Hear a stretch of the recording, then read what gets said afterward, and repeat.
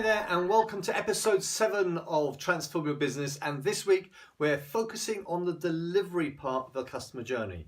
Last week you would have set your customer expectations on really understanding what they were going to get from you and what you were going to deliver to them, and identified that little bit extra that you can do that was going to be extra to their expectations so you could exceed their expectations. And remember what I said at the end of last week: you are 100% in control of your customer's experience.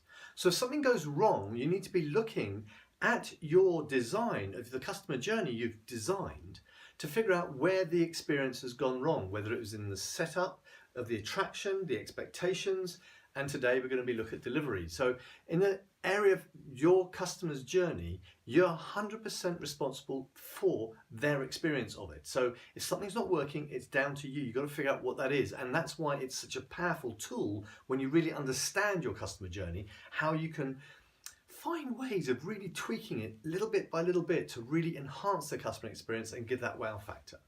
So there are 3 parts of delivery. And delivery is this bit that ends once you set their expectations, and then it moves into the part of welcome, then the actual delivery process of your product or service, and then the most important part for long-term relationships with the customer is the exit. And all of those 3 things have a very key role to play in the delivery process. So this is really important, and it is true for every type of business, every type of product or service. It doesn't matter if it's an online transaction to buy a widget. That process has all the elements. Now, they will be differently executed in all sorts of different situations, but there are no exceptions to this. Every single delivery process has this whole area of welcome, process, and exit. So you've got to get the 3 things right. And delivery starts after the contract's been signed. Now, that may not mean a physical signing of the contract, but it's when the customer commits to consume your products and services, or products or services.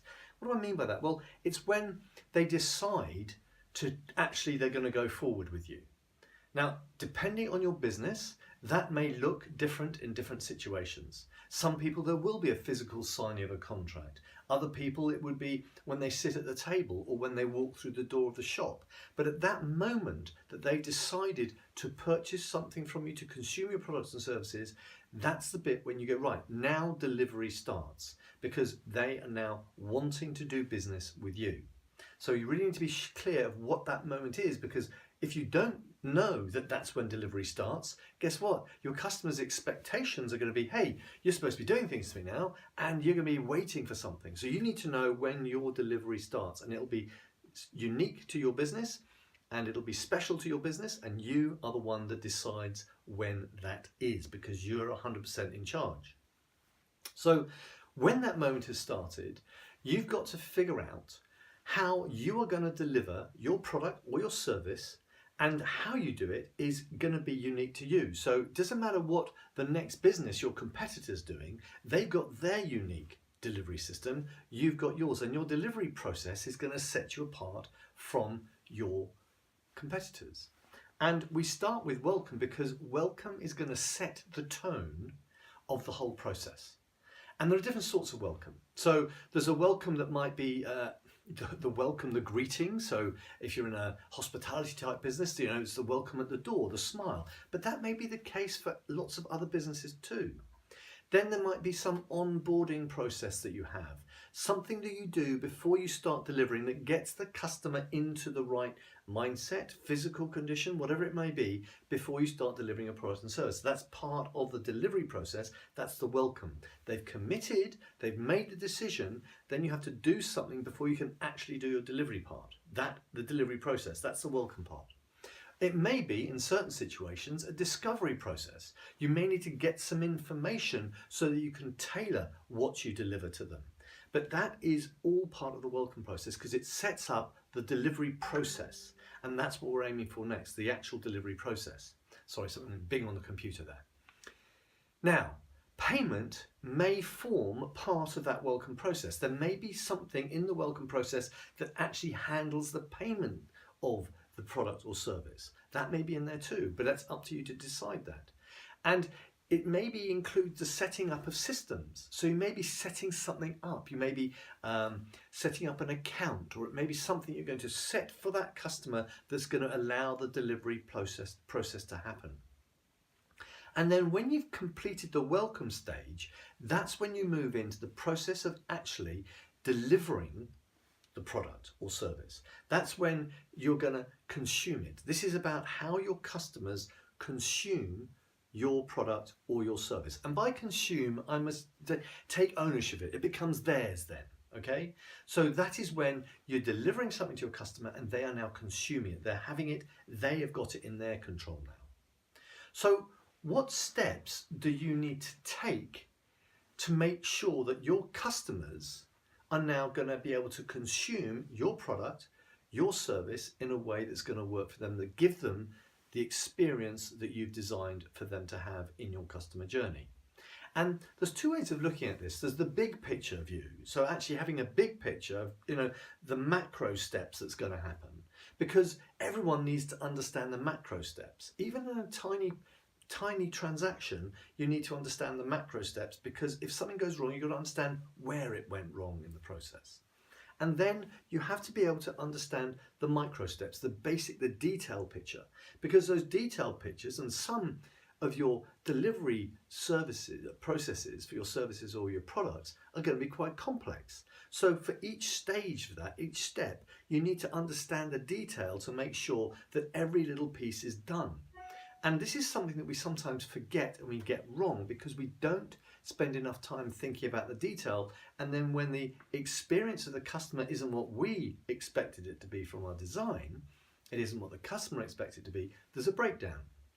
And if you have that detailed picture, you can go and very quickly identify where the breakdown occurred.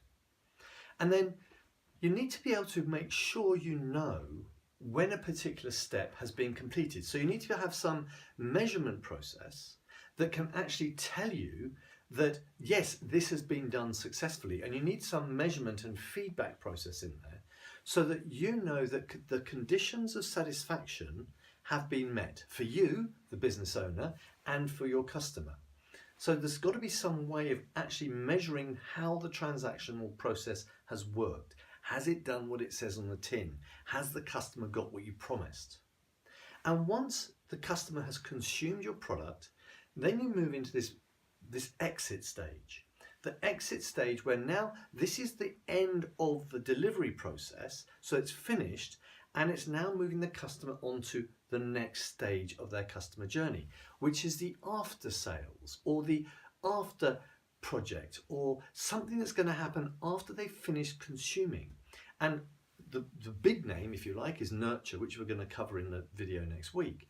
But the exit process has got to contribute to the customer's experience. Let me give you one quick example in a restaurant I noticed, where whenever somebody was leaving the restaurant, there was a code that would come out, 2317, and 17 meant, 73 meant the customer was leaving. 23 was the table, 73 meant table 23 is leaving the building. They've finished their bill, they've paid their bill, the process is complete, they are now leaving. And what it meant was that somebody, a member of staff, didn't matter who it was, whoever was nearest the door, would intercept that customer and have a brief conversation with them to say, hey, thank you for being our customer. Did you enjoy your meal? We hope to see you again. When you come back next time, why don't you try the X? Now, that's a restaurant experience. Fine, but let's think about that for a second. Is in your business, when someone has completed the consuming your product or your service, how do you say goodbye? How do you set them up to be ready to come back to you next time? It's the step that really deepens the relationship on leaving, because it sets them up then for the nurture that's going to follow. It may be just saying, great, thank you for your meeting, it's been great. We'll send you the follow-up email, or we'll send you the follow-up report, or something that's going to make sure that the relationship continues beyond the end of that transaction. Retail shops don't do this very well, especially online retailers. When you think online retailers have your email address, they have your contact details, it would be so simple to have an automated email that would come to you afterwards going, hey, you bought the product, how did it do? Now, some companies do this really well, others companies just forget about this piece, because this piece can connect you better with the customer and give you another opportunity to make a sale to that customer, to get them to be a repeat business. So your brand, remember, is everything that influences the relationship between your consumer and your products and services. So everything you're doing in this process of the customer journey has got to be enhancing your brand. And when you find elements that don't do that, you need to stop and think how we can remove the blockage, how we can move the obstacle and actually turn it around to something that's going to help improve the brand quality for that customer, improve the relationship between them and your business. Now, next week, we're going to move on to this thing, nurture. Now, nurture is a weird place to be in many respects, to say it's the fourth element of the customer journey, because nurture happens all round it. But the nurture we want to talk about initially is how do you do that nurture after they've left, that immediate nurture. But nurture is used in every element of the customer journey, and I'm going to go through that part in detail, because your customer experience has got to be something that really delivers that wow factor to your customer so that they come back again and again. Because once you've had a customer experience your products and services, unless it's a one-time product that they only buy once, you want them to come back again and again and again. And even if it is a one-time product they've only bought once, what's the next product you might be able to sell them? But you've got to have the relationship to do that, and nurture is how we do that. If any of this has been a bit of a challenge, you're not quite sure how to work through your customer journey, why not book a business breakthrough call with me? And that will be a great way of us addressing an issue, whether it's in the attraction, whether it's in setting expectations, or in your delivery process, to understand and aim and nail at something that we can change and improve in your section. So please use the resources in the groups, in the Facebook group and the LinkedIn group. The resources for the month for the whole customer journey experience piece is there. So please go and use those resources and share this with your friends or colleagues or other businesses you know that might be having a challenge delivering to their customers.